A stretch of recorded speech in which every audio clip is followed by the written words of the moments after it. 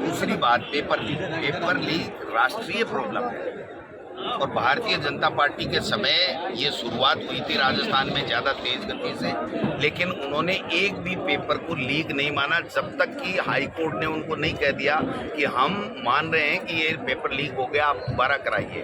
अगर उस वक्त जैसा हमने कड़ा कानून पेपर लीक वालों पे कार्रवाई करने के लिए बनाया, अगर वो बना देते या मोदी जी 2 साल में एक अच्छा कानून लेकर के आते जिससे पेपर लीक की राष्ट्रीय जो समस्या है उससे निजात मिलता, तो उनको बात करने का अधिकार था। वो केवल बातें करते हैं, काम नहीं करते हैं। आप बताइए, क्या वसुंधरा राजे जी के समय पेपर लीक नहीं हुए? क्या गुजरात में पेपर लीक नहीं हो रहे हैं? क्या हरियाणा में नहीं हो रहे हैं? क्या पंजाब में नहीं हो रहे हैं? क्या मध्य प्रदेश में पेपर लीक नहीं हो रहे हैं? क्या ऐसा हिंदुस्तान के किसी भी राज्य में इतना कड़ा कानून आजीवन कारावास का है? क्या 200 से ज़्यादा जेल के अंदर बैठे हुए हैं? क्या ऐसा हिंदुस्तान के किसी भी राज्य में है?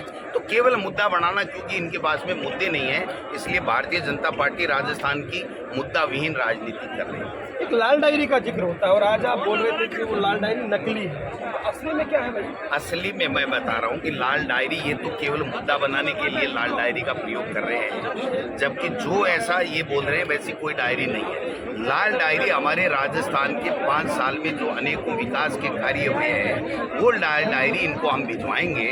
छप रही है गवर्नमेंट प्रेस में कि वो लाल डायरी हम भिजवाएंगे कि आप देखिए राजस्थान में कितनी सड़कें बनी हैं, कितनी बिजली का काम हुआ, कितनी स्कूलें खुली हैं, कितनी इंग्लिश मीडियम खुली हैं, कितने कॉलेज खुले हैं, कितनी कोरोना में बेहतर। पीली डायरी की बात करने लगे तो बैक गए।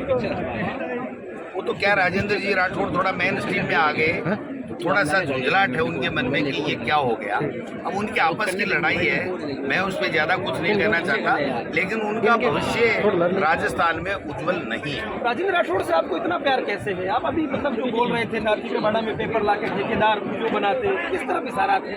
इतना ज़्यादा बदलाव दिख रहा हूँ। मैं तो ये कहना चाहता हूँ कि राजेंद्र जी राठौड़ साहब 7 बार के विधायक हैं। उनको बोलने की, उनके भाषण की, उनके कार्य की 7 बार जनता ने आशीर्वाद दिया, उसकी छाप झलकनी चाहिए। वो नहीं झलक रही है, वो बौखलाहट में है, क्योंकि 1500 से नाका निकलता है उनका। अब की बार वो नाका निकलने वाला है नहीं, इसलिए कभी कहते हैं कि मैं वहाँ बनी पार्क में जाऊंगा, सिविल लाइंस में जाऊंगा, कभी कहते हैं मैं वहाँ जाऊंगा, कभी कहते हैं मैं वहाँ जाऊंगा, कभी धौलपुर की बातें करते हैं। मैं कहता हूँ आप ये तो तय करो, आप नेता प्रतिपक्ष हो, पार्टी के बड़े लीडर हो, आप ये तो तय करो कि क्या मैं चूरू से ही लड़ूंगा। वो कहें तो सही, फिर मैं बताऊंगा कि वो क्या लग रहा है नहीं लड़ने वाले। 100% नहीं लड़ेंगे, मैं कह रहा हूँ ना आपको, 100% नहीं लड़ेंगे, वरना आप तक कह देते। अब वो कल उनका बयान आया, मैं तो सुन के हैरान रह गया कि इतनी बुद्धि भगवान ने कैसे दी इनको कि 150 सीटें आएंगी तो ही मैं विधानसभा में जाऊंगा। 150 आनी नहीं, वो विधानसभा में जाने थे। पर जिस तरह से देखा है डोटासरा साहब, भीड़ आ रही होगी, लेकिन मुद्दों को लेकर प्रधानमंत्री मोदी भी ट्वीट करते हैं, लाल डायरी का ट्वीट वो भी करते हैं, और भाजपा लगातार जो है आक्रामक है, डोटासरा को लेकर ज्यादा आक्रामक है। मेरा सवाल ये है कि देखिए आरपीएस को लेकर सवाल उठे और ये सबसे कमजोर कड़ी ये बनती जा रही है, ऐसा कह रहे हैं आप। जातिगत जनगणना की मांग उठाते हैं, कुछ चीजें और भी करते हैं, तो आपको नहीं लगता जो ऐसा ही भर्ती परीक्षा की बात है उसको लेकर बहुत बवाल हुआ, यहाँ तक आ गया वो मिट्टी बांट दी जाती है राजस्थान में, तो ऐसा मुद्दा और डोटासरा जाना जाता है कि भाई स्टैंड लेते हैं, नहीं लगता इसको स्टैंड? देखिए, मैं आरपीएससी का चेयरमैन नहीं, आरपीएससी कॉन्स्टिट्यूशनल बॉडी, अगर उसमें किसी तरह की कोई गलत बात हो रही है तो मैं कहता हूँ डोटासरा पहला व्यक्ति होगा जो जितनी कड़ाई से जांच होनी चाहिए उतनी होनी चाहिए, बच्चों के साथ में खिलवाड़ नहीं होना चाहिए। लेकिन मैं ये पूछना चाहता हूँ कि आप कहाँ चले गए थे? आप बद्री धाम गए थे क्या वहाँ दर्शन करने के लिए? आप 5 साल थे, आपने कौन सा पेपर लीक के ऊपर कौन सी सीबीआई जांच बैठाई, कौन सी आपने ईडी लाए? हमारे तो ईडी भी ले आए आप, अच्छा किया। ये ईडी नहीं आती तो पता नहीं कितने बदनाम करते ये लोग बात। अब ईडी आई है, हमें पूरा विश्वास है वो न्याय करेगी, वो देखेगी, समझेगी, जांच करेगी, जो अपराधी होंगे, जिन्होंने अपराध किया होगा उनको पकड़ेगी, कहीं कोई दिक्कत नहीं है, किसी को कोई प्रॉब्लम। आखिरी सवाल, कांग्रेस के मुद्दों के साथ जो है इस चुनाव लड़ने जा रही है, इन मुद्दों पर आप वोट मांगे? देखिए, कांग्रेस ने जो 4.5 साल में काम किया है, हमारा काम हो रहा है, नाम कोई प्यारा नहीं है, काम प्यारा है। और जिस प्रकार से अशोक गहलोत जी ने जो योजनाएं दी हैं, जो महंगाई राहत कैंप लगे हैं, जो किसान का कर्जा माफ हुआ है, जो स्कूलें और कॉलेजें खुली हैं, वो सब जनता के चयन में है। हम हमारी योजनाओं को लेकर के और हमारा नेता राहुल गांधी जी जिस प्रकार देश में निडरता के साथ में अपनी आवाज़ देश के लोगों की आवाज़ बन करके बोल रहा है, 4000 किलोमीटर पैदल यात्रा करके उन्होंने जो मोदी सरकार को 9 साल में जो महंगाई कम नहीं करना, जो संवैधानिक संस्थाओं का दुरुपयोग करना, और जिस प्रकार से हमारे सर्वे चल रहे हैं, हम लोग भी घूम घूम के मूल्यांकन कर रहे हैं और उसके बाद में स्क्रीनिंग कमेटी हमारी बन गई है। गोगई साहब उसके चेयरमैन हैं, उनसे मेरी बात हुई है, वो जल्दी आने वाले हैं। राहुल जी की 9 तारीख का जो बांसवाड़ा में कार्यक्रम है उसके बाद में वो आने वाले हैं। हम बैठ करके चर्चा करेंगे और जो जनता चाहेगी, जनता के दिलों पे जो राज कर रहे हैं, जो लोग जनता के बीच में रहते हैं, उनके सुख दुख में भागीदार बनते हैं, ऐसे लोगों का चयन करके हम लोग प्रस्ताव भेजेंगे और आला कमान जब फाइनल टिकट जल्दी करेगा उसके बाद में हम लोग चुनाव। सर श्री डूंगरगढ़ में जैसे पिछली बार आपके साथी रहे माकपा, क्या कांग्रेस समझौता करेगी? ये पार्टी शीर्ष नेतृत्व का काम है, ये हमारा जुरिडिक्शन नहीं है।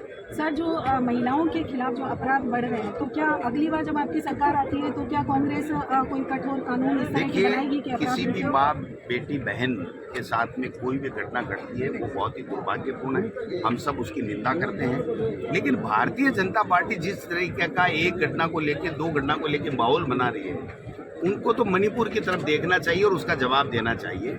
हमारे यहाँ कोई भी घटना घट रही है वो बहुत गलत है, हम निंदा करते हैं और हमारी सरकार त्वरित उसके ऊपर कार्रवाई करती है। सर, पेपर लीक को लेकर के आगामी अगर आपकी सरकार होती है तो क्या पेपर लीक बीजेपी के कार्यकाल में खूब हुए, 11 दोबारा पेपर हुए, हरियाणा में हो रहे हैं, कर्नाटक में हो रहे हैं, उत्तर प्रदेश में हो रहे हैं, सब जगह हो रहे हैं। ये नेशनल प्रॉब्लम है। लेकिन राजस्थान एक ऐसा पहला स्टेट है जिसने आजीवन कारावास तक का सजा का प्रावधान करके कानून बनाया है। 200 लोग आज भी जेल में हैं। पूरे हिंदुस्तान में आप मीडिया के लोगों को सर्वे कर लीजिए, अगर इतना कड़ा कानून और इतने लोग जेल में कहीं भी हो तो आप बता दीजिए।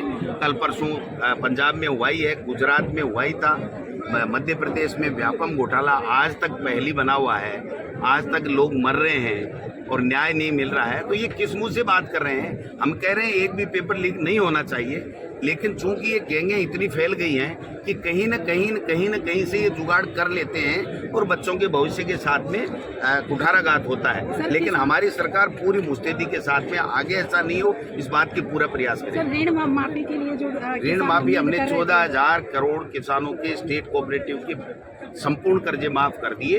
जो इन्होंने हमारी लाइबिलिटी छोड़ दी थी 6,000, वो भी हमने चुका दिए।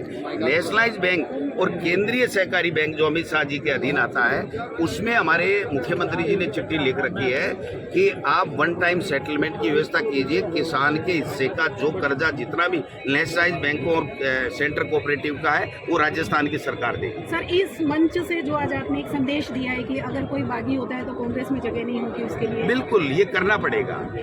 ये होता क्या है कि हम लोग टिकट सब मांगते हैं, एक को मिलती है, बाकी खिलाफत करते हैं, पार्टी से निकाल देते हैं, 4 महीने बाद में एमपी में वापस ले लेते हैं, फिर वो 4 साल तक कांग्रेस के सरकार के मजे लूटते हैं, आप स्टेज पे बैठते हैं, फिर टिकट मांगते हैं। बिल्कुल सख्त संदेश है कि खड़गे साहब, राहुल गांधी जी, और जब हमारी मीटिंग हुई थी तो साफ शब्दों में शीर्ष नेतृत्व ने ये कहा है कि जो कांग्रेस के साथ में खिलाफत करेगा, गद्दारी करेगा, उसको हम लोग उससे कोई वास्ता नहीं रखेंगे।